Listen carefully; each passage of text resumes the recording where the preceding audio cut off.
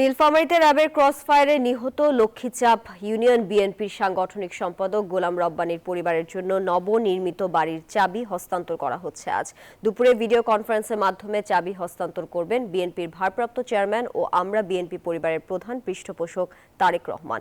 এ বিষয়ে বিস্তারিত জানাতে যুক্ত হচ্ছেন সহকর্মী রেজাউল করিম মানিক।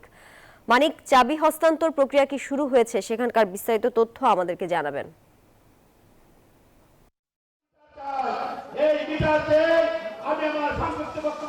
তানিয়া, ধন্যবাদ আপনাকে। আপনি জানেন যে 14 সালের 18ই জানুয়ারি নির্মমভাবে হত্যা করা হয় নীলফামারীর লক্ষ্মীচাপ ইউনিয়ন বিএনপির সাংগঠনিক সম্পাদক গোলাম রব্বানীকে।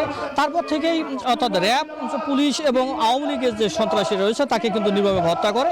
এরপরে এই পরিবারটির সমস্ত দায়িত্ব কাঁধে তুলে নেন বিএনপির যে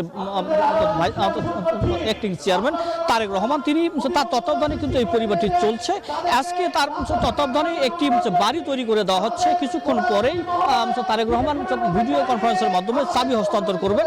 এই বিষয়ে আমরা একটু জানতে চাই, অর্থাৎ বিএনপি পরিবারের আহ্বায়ক রয়েছেন আমরা বিএনপি পরিবারের আহ্বায়ক এবং বিএনপির মিডিয়া সেলের অন্যতম সদস্য আতিকুর রহমান রুমান। একটু আপনার কাছে জানতে চাই যে সারা দেশে অসংখ্য বিএনপি নেতাকর্মী শহীদ রয়েছে, তো জনাব তারেক রহমান তাদের পাশে রয়েছে এবং এটি অব্যাহত থাকবে কিনা একটু আপনার কাছে জানতে চাই।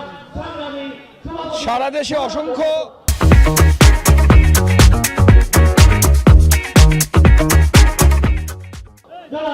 এরকম পরিবার আছে যে পরিবারগুলো তারেক রহমান, আমাদের বিএনপির অ্যাক্টিং চেয়ারম্যান জনাব তারেক রহমান এবং আমরা বিএনপি পরিবারের প্রধান পৃষ্ঠপোষক জনাব তারেক রহমান এটা দেখভাল করছে।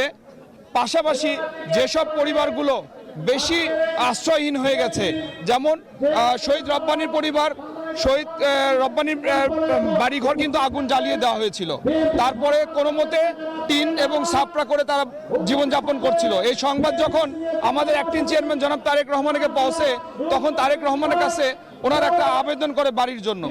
সেই ফলশ্রুতিতেই আজকে তারেক রহমান ওনাদের একটি বাড়ি উপহার দিচ্ছেন এবং ওনাদেরকে দেখভাল করেছেন। রব্বানী যদি শহীদ হয় তার কিছুদিন পর থেকেই ওনার মেয়েদের লেখাপড়া খরচ এবং আদার্স স্বাস্থ্য চিকিৎসা সবকিছু তারেক রহমান দেখেছেন। এরকম অসংখ্য ফ্যামিলি আছে। আমরা কিন্তু এটাই প্রথম নয়, এর আগেও নোয়াখালী, লক্ষ্মীপুরে বাড়ি দিয়েছি আমরা। ভালো থাকবে কিনা? হ্যাঁ, অবশ্যই আমরা এটা চালিয়ে যাব। এই জন্য আমাদের সংগঠন, আমরা বিএনপি পরিবার প্রতিষ্ঠিত করেছে জনাব তারেক রহমান।